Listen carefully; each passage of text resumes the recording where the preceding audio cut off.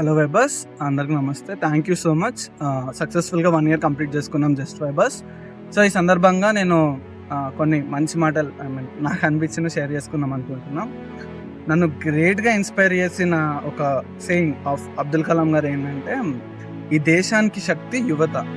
So weakness ఏంటి అని అడగగానే ఆయన ఏం చెప్పారంటే, ఆ యువత యొక్క అలసత్వం అన్నారు.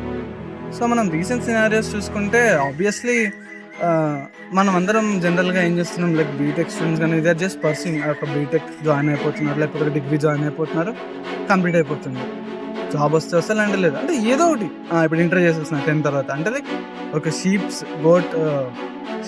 హర్డ్ ఆఫ్ షీప్స్ లాగా ఎవరు గొర్రెల మందలాగా ఏది పడితే అటు ఇది ఉన్నా ఇది వెళ్ళిపోయారు. వీళ్ళు ఇది చేస్తే ఇది డాక్టర్, ఇంజనీరింగ్ అంతేనా?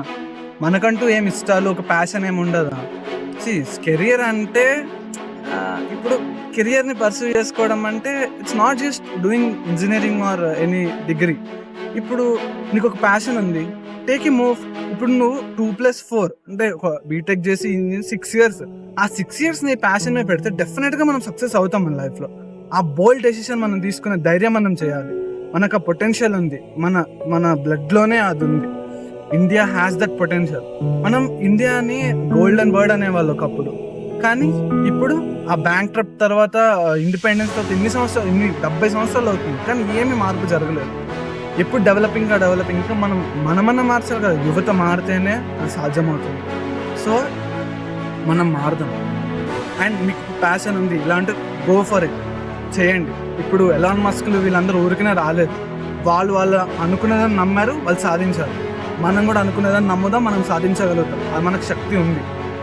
సో నేను ఏం చెప్తున్నానంటే, so if you have that passion for anything ఏమైనా ఉంటే గో ఫర్ ఇట్. మీరు చేయండి. మీకు ఈ క్రింజ్ రీల్స్ షేర్ చేయడం వల్ల, ఏదో చిట్ చాట్ చేయడం వల్ల, లేకపోతే యూట్యూబ్ షార్ట్స్ చూడడం వల్ల మనకు ఒరిగేది ఏం లేదు.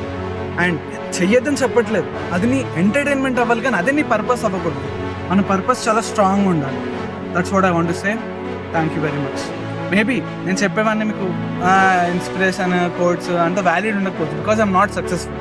But if later in my phases, if I see success, if I perceive success, అప్పుడు నా మాటలకి వ్యాలిడేషన్ వస్తుంది. కానీ ఒక్క మాట గుర్తుపెట్టుకోండి, మంచి చెప్తే అది ఎవరు చెప్పినా మనం వినాలి. సో సక్సెస్ఫుల్ పర్సన్ చెప్తున్నారు, అన్సక్సెస్ఫుల్ పర్సన్ చెప్తున్నారు, అది మనకి యూజ్ అయితే అది మనం వినొచ్చు, దాంట్లో తప్పేం లేదు.